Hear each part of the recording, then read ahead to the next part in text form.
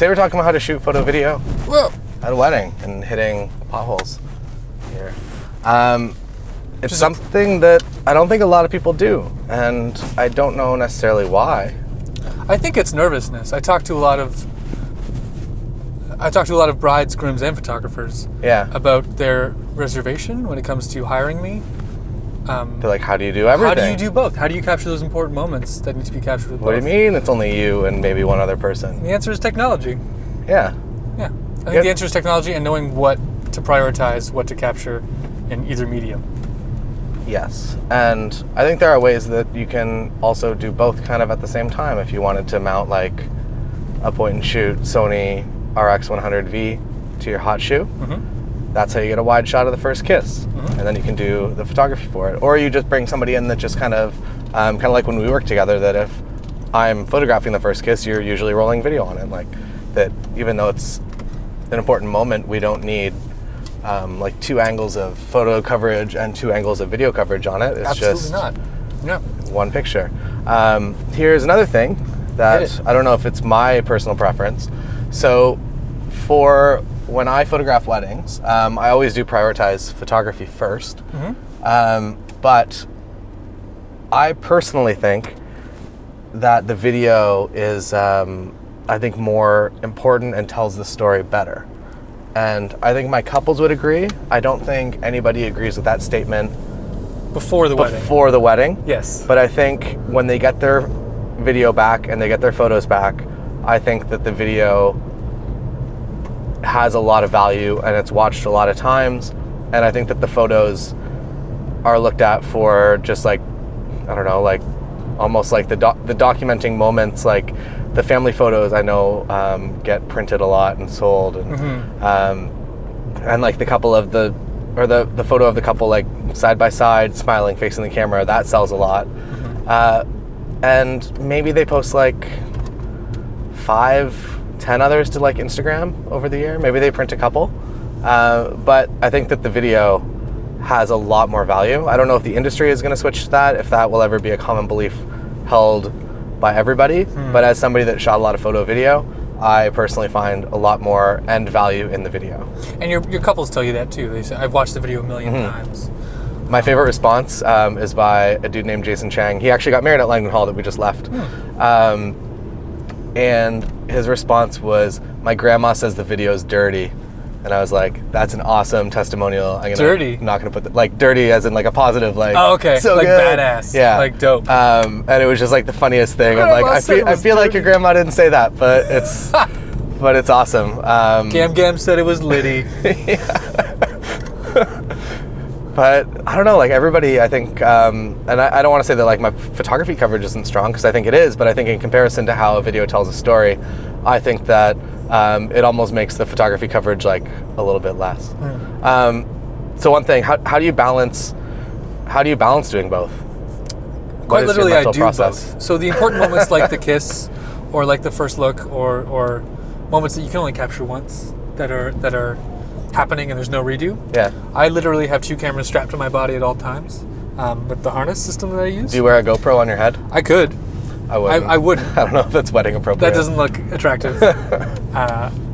And I will quite literally, when they're about to do the kiss, I will stand at the back of the aisle and have my one camera down at my hip, and using technology, the flippy screen pointed up at my face to make sure it's in focus, and I'll raise the second and just hit record and raise the second body to my face and ready for the photo still. Yeah. So it's you don't do the flip where you stack the cameras.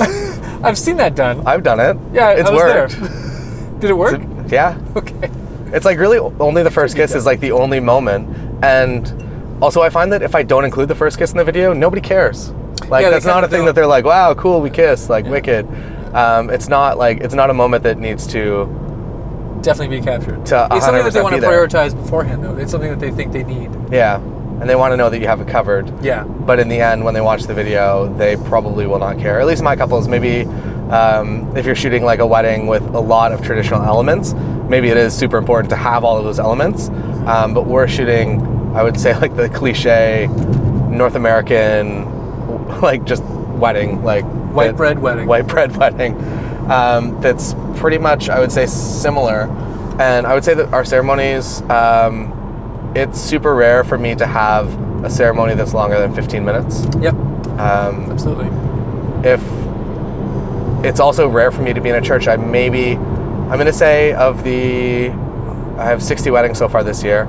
Of the 60 weddings that I have, I don't think any are in a church. Yeah, Maybe one. I think it's more and more common. That's Yeah. obviously. Can I tell you a theory? 2 theories. Sure. Three I like theories. Are any about aliens? The Illuminati? We can talk about that after, because I have a few theories about where we just came from and the connection with alien technology. However, theory number 1, why I believe that couples and their guests and everyone who is involved with the wedding, why they watch the video, or they value it from a numbers perspective more so than the photos, is because when you look at a screen, you're expecting to see video.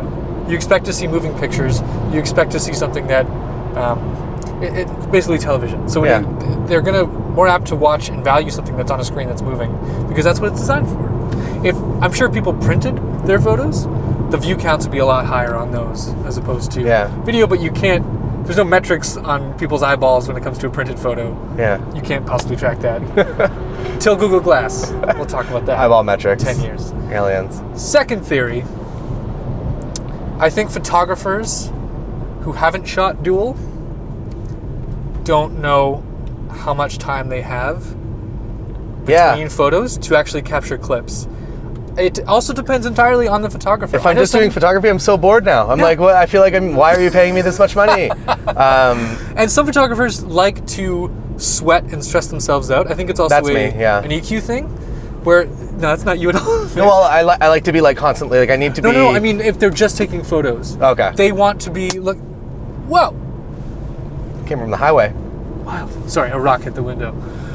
Some photographers want to be looking like they're stressing themselves out and looking busy beyond... Yeah. I don't know, it's just look that they have on their face of just... Like, why are you sweating? Frantic. Why are you wearing jeans? Why are you wearing a polo t-shirt with your logo on it?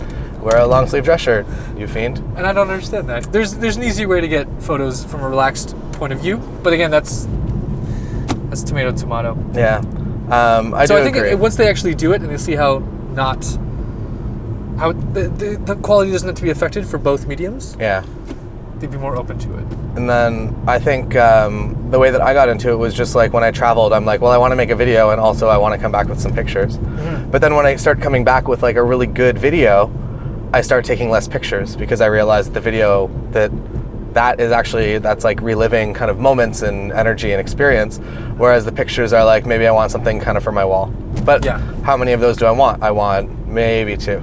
Yeah. Something for Instagram. If there's like, obviously if there's like an exception, like something incredible happening, sure, I'm gonna do my best to get as many pictures and get like the most perfect picture possible.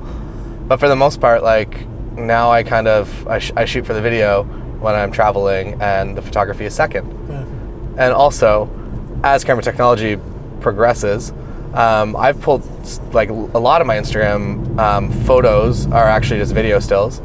I know that you have more leverage in RAW if you take the picture and you can blow that up to whatever size. But for just like general, like if it's a picture that I know that I'm gonna kind of like, that I don't necessarily need to blow up on like some massive scale. Mm-hmm. I don't know, video still's fine. Yeah.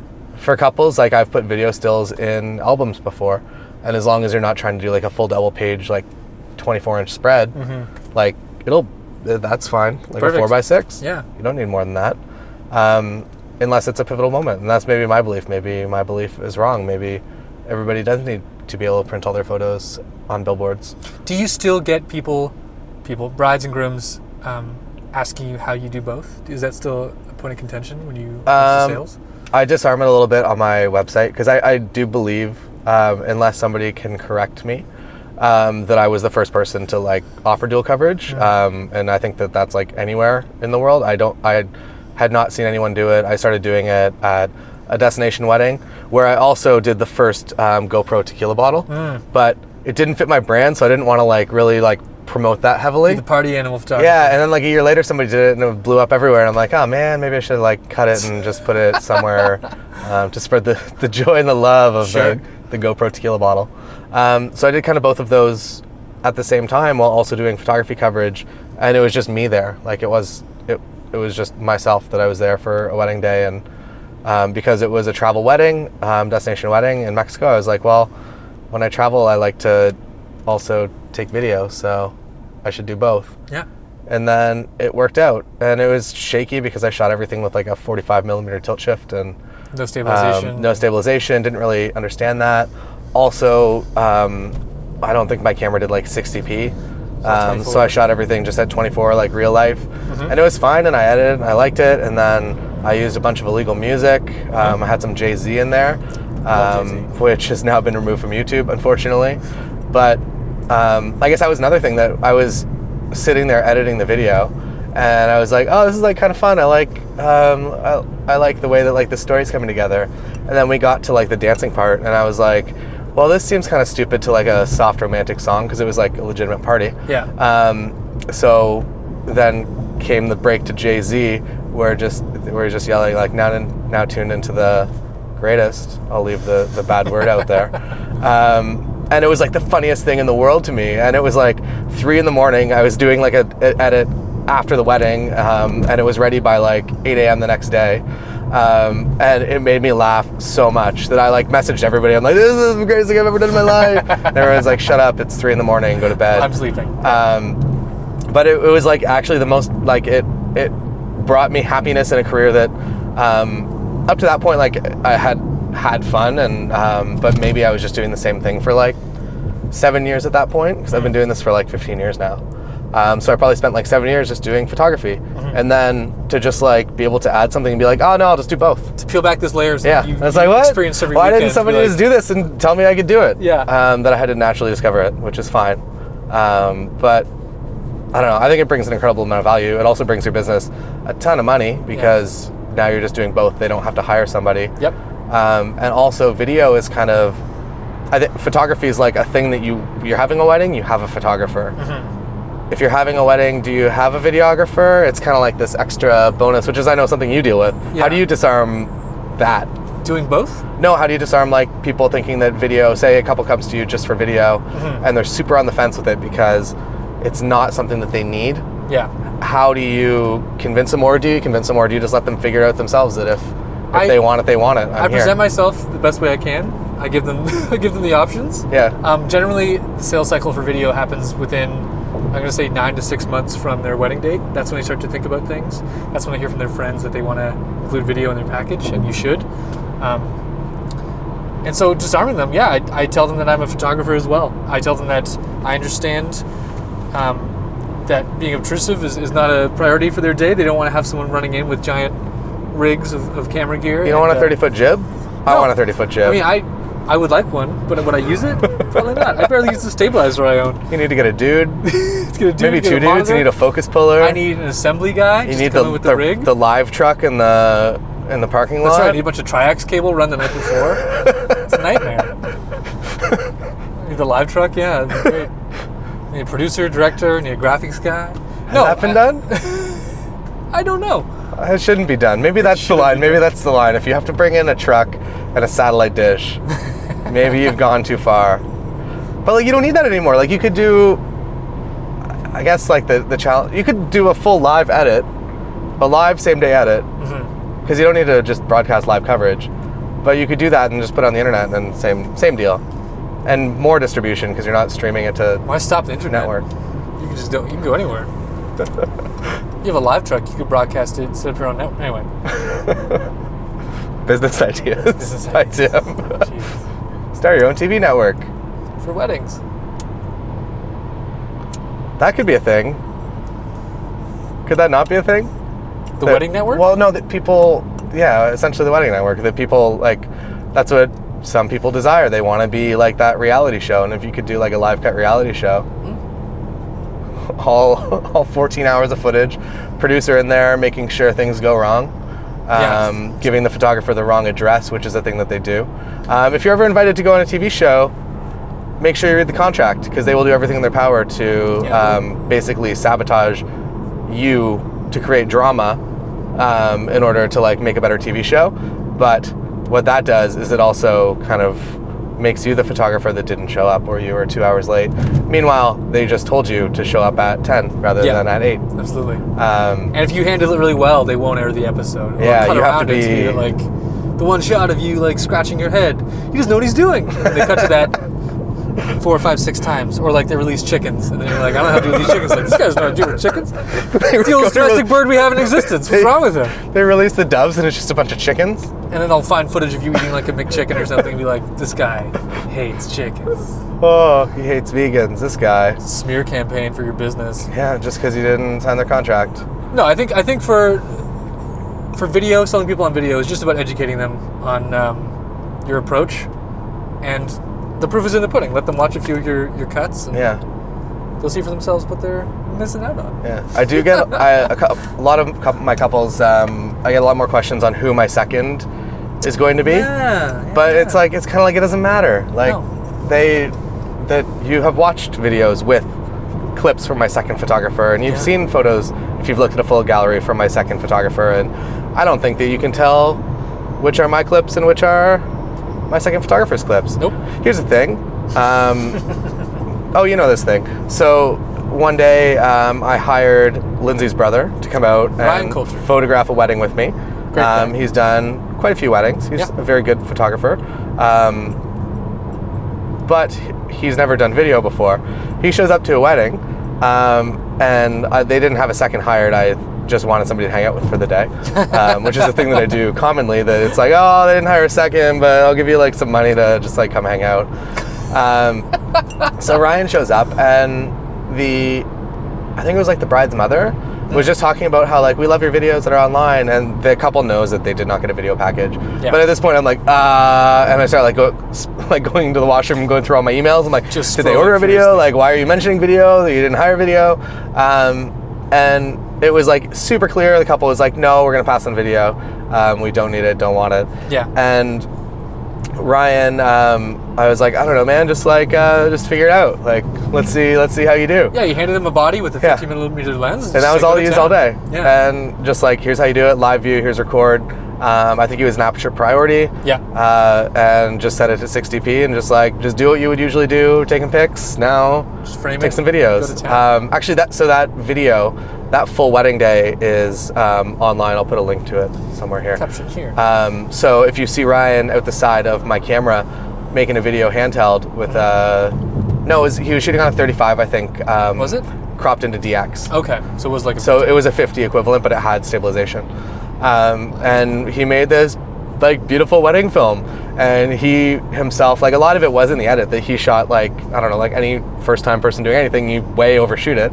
So I think he shot like 3 batteries worth of footage, which on a Nikon camera is like probably like 3 hours. Oh goodness. But Alex, I was like, just so you know, Ryan shot this, just be like ruthless, like don't spend all time watching all the clips, just like, you know, the pieces that you need to edit for this film. She did an edit and sent it to me, and it looked like it looked like my quality. That's so funny. And literally I put his camera on like shade white balance, gave him a 50 equivalent, and was like, just go do it, and it worked. So not to say that there's no barrier to entry, you have to know it looks good and you have to have taste. He did have experience shooting weddings, so he knew what to look for. He knew kind of what would make the cut likely. Tim, I'm driving into my house apparently. Yeah, where are we going? Go to my house. I'll abort this mission and we'll go to your house. How about that? Thanks, man. You're welcome for bringing you home and not to my home. Oh, you have some of my cards too, but we can get that later. Later. That's the revolving door of like that everybody has everybody's cards, or maybe I just have all your cards. I started labeling mine. I like it. Yeah. So did Marshall. Yeah, I know that. So now at least I know whose cards are whose. Which helps because the office has many cards. And I guess like, what a good segue, Tim. So, accidental segue. Love it. So switching to Sony, maybe. Yep. New Sony camera comes either tomorrow or the next day. Definitely. Yeah? You've already committed. I have I don't even have the Gia, like the Grandmaster 85. I have the 85 1.8. And I have an A7 III. So that's still, I would say, a beginner kit. I think you're switching. So here's what I like. So the reason that cards brought me to this mental segue was because I shoot XQD cards in my Nikon D850 and my D5 that I sold once the 850 came out. And the reason that I use those cards is because the card speed, and you can just shoot like 20, 30 raw photos, and then instantly you can go into video mode, and the buffer just It doesn't wraps it up. doesn't It's stop. fine. And you have like instant access to video at any point. Whereas if you're shooting like a D750 and you take a couple pictures, it's just like so slow. So those things, they took my video from like kind of okay, like maybe we'll hire this, to like something that's actually good. And shooting a D750, you almost have to like plan workarounds that you record the video clip first, and then you take the pictures, because if you take the pictures first, you're waiting buffer. anywhere from like, sometimes it's like 4 seconds, sometimes it's like a minute. 8. Yeah. And a minute is a long time at a wedding. Oh my goodness. So Cards. cards. A7S, A7R? What do you have? What are you getting? A7 Mark III. A7 III. No modifier, no S, no R. Yaffa 7 III. So And has dual card slots. dual card slots, and it is, I'm going to screw this up, a UHS number 2. That sounds right? Card slot is one of them, and a UHS 2 card slot has it has like a read-write speed of the cards of 300 megabytes a second, and that XQD is a 400 megabyte per second card. They're SD cards in the Sony, but it's like 3/4 of the way to an XQD, which is awesome. And then it has the built-in benefit of Sony just making like killer video and having in-body stabilization, and having that you can stay in the viewfinder and record a video clip and then take some pictures, It's the best. and silent shutter mode, and the fact that it's smaller, and the fact that it's just generally better, with the exception of what I've heard, not tested yet, is skin tones. So everyone's like, you're going to love it, everything except for the skin tones. So that's yet to be decided, I guess. Having shot with the A7S2, A7S2, when you're shooting video through the viewfinder, you just hit the shutter button and it switches to photos right away. There's no lag between it, which is really convenient. That's nice. So there's no like hitting another button and then taking a photo. Yeah. It's literally, oh, you're recording video, and it Now you're switches taking right pictures. away. Yeah. That's going to be I awesome. like that. You like that a lot. I also like the perspective of a camera being up here, because I don't know, as a photographer, like I want to get flattering angles on people, and if you're shooting from like The hip. the chest height, and you're at 85 and you're getting like this nice shot with like soft background, you're always kind of up on this angle just a little bit, which isn't As flattering. is not the best. So yeah, I'm gonna take like a weird way to get to your house, I think. Yep. Because I'm kind of trapped in this lane. So If you do, what could you do? Yeah, stay in this lane and we'll make a left onto, not Pepler, but maybe Regina Street? We're gonna figure it out. You're stopped here anyway. Oh no, you can go up one of the Princess Streets or something. all right. Lady, do not walk. Take it. So I'm very excited about that. Very excited to learn a new system, and very excited about the possibility that I can record from inside my. Where are we gonna go here? Go left, yeah. All right, left it is. That I'll be able to record everything that happens on my LCD and EVF, which is a thing that I'll be testing. Hopefully it works. If it doesn't, it's gonna be sad panda for the on-camera videos, because there's no external LCD, right, that reads out settings. Is there? For what? For A7 series? External. How do Just like like how I have like the top little LCD with like my shutter speed. And, Oh, no. yeah. It's So- all in the EVF. which is fine. So hopefully I'll be able to record that. If not, we'll figure out a better and new way to do on-camera On camera. videos. Although maybe you could do like, maybe it'll embed? No, it probably won't embed. So my Wouldn't thought matter. is that it will embed those settings if I do an HDMI readout, which is my theoretical. And then you can make a caption Yeah. layer on top of your video files. Yeah. I don't know. We'll figure it out. We'll come up with a way.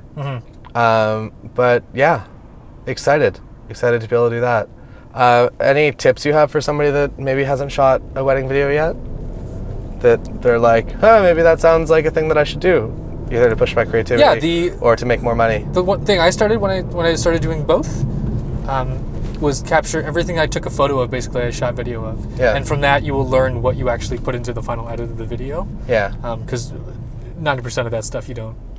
Yeah, it gets so much easier too, and so much less stressful when you just doing know a the lay pieces flat you of like need. rings or like necklaces or like things people wear. You get a photo. You're not going to use the video of it typically. I'll usually get video of that person putting that item of clothing on or that detail, being affixed to them as opposed to dual. And you'll get to know what your customers want too, and kind of what your clients are looking for based on the ones you hire previously and based on the ones that look at their work for that wedding and say, I want that as well. Yeah. So I think it's the same way that Michelangelo was constructed.